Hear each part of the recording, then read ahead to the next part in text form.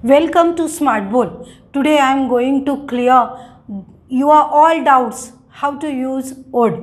आज आपण वूडचे बद्दल जेवढे काही शंका आहेत मनामध्ये की कधी वापरायचं कसं वापरायचं ते आपण क्लिअर करणार आहोत. आज वूडचा याच्या अगोदरचा एक व्हिडिओ आहे, त्याची लिंक डिस्क्रिप्शनमध्ये दिलेली आहे. एकदा जाऊन तो बघा, म्हणजे तुम्हाला वूडचे ते अनेक उपयोग त्याच्याशिवाय ही एक्स्ट्रा माहिती मिळेल. आजचा व्हिडिओ संपूर्ण बघा, म्हणजे तुम्हाला कळेल की वूड कुठे आणि कसं वापरायचं.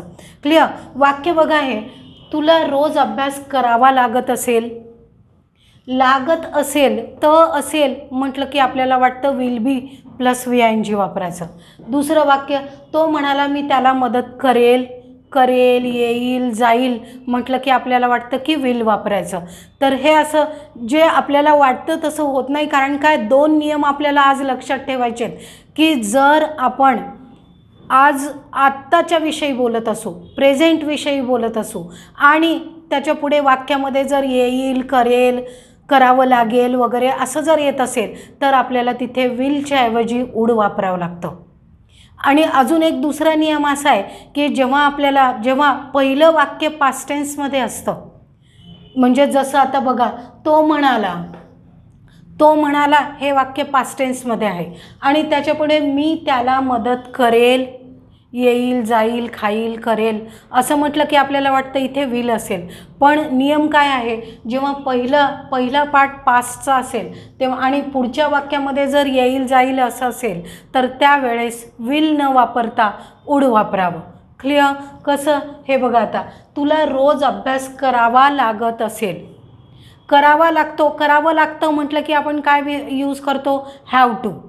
आणि इथे आपल्याला काय म्हणायचं आहे, करावं लागत असेल तर काय वापरता येईल, तुला रोज अभ्यास करावा लागत असेल, you would have to study daily. म्हणजे बघा, आपण रोजचं बोलतोय, रोज अभ्यास करावा लागत असेल, आता पण अभ्यास करावा लागत असेल असं जेव्हा बोलतोय तेव्हा आपण करावा लागतो म्हटलं की हॅव टू वापरतो. करावा लागत असेल म्हटलं की आपण त्याला वूड जोडलं. बघा, you would have to study daily.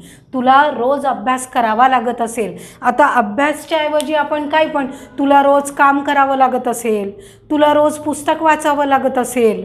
Clear. तर अशा सगळ्या वाक्यांमध्ये तुम्हाला काय वापरायचं आहे, would have to plus V1. Clear.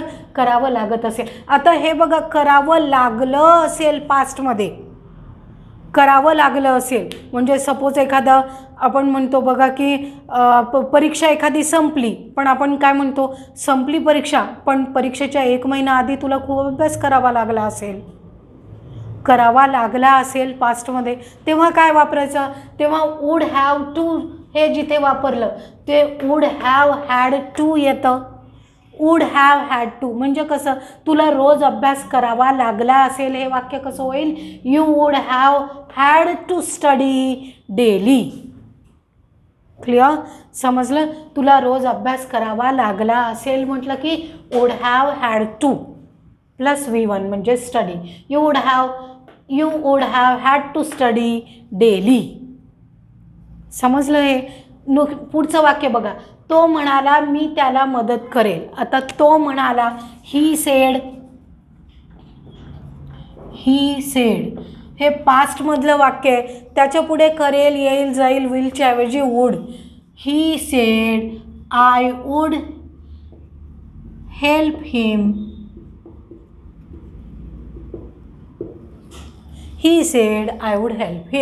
तो म्हणाला मी त्याला मदत करेल.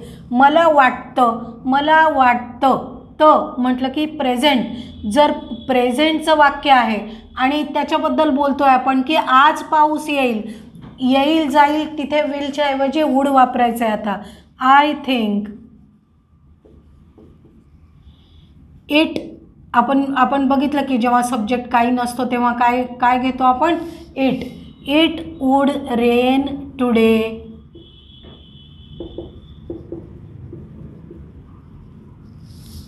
क्लिअर. त्याच्यानंतर पुढचं वाक्य बघा, मी आज एक प्रसिद्ध व्यक्ती असले असते. कशाबद्दल? असले असते म्हटलं की आपल्याला वाटतं ते फ्युचरचं असेल, पण कधी आज, मी आज एक प्रसिद्ध व्यक्ती असले असते असं म्हणायचं आहे. आता कसं येईल? I would be a famous person today. ना, टुडे तुम्ही सुरुवातीला पण घेऊ शकता. Today I would be a famous person. आज मी एक प्रसिद्ध व्यक्ती असले असते. क्लिअर? तो मला आता कुठून तरी बघत असेल, करत असेल, येत असेल, जात असेल. असं वाक्य बघितलं की आपल्याला वाटतं विल बी प्लस VING असेल. आपल्याला कन्फ्यूज होतं खूपदा की इथं मग आता विल बी VING वापरायचं का वूड वापरायचं? विलच्या ऐवजी वूड वापरावं लागतं इथे. तो मला आत्ता, कारण आपण कशाविषयी बोलतोय? प्रेझेंट विषयी. आत्ता कोणत्या वेळेविषयी बोलतोय आपण? प्रेझेंट टाईम विषयी बोलतोय, आणि म्हणून आपल्याला इथे विलच्या ऐवजी काय वापरावं लागेल? वूड. He would be. आता इथे बघा, विल बी वॉचिंगच्या ऐवजी would be watching. He would B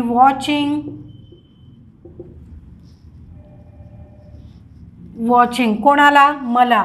he would be watching me from somewhere now. आता he would be watching me from somewhere now.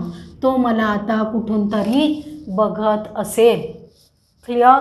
समजलं हे? बघा, दोन गोष्टी एकदम क्लिअरली आपल्याला लक्षात ठेवायच्यात, डोक्यात ठेवायच्यात. कोणत्या?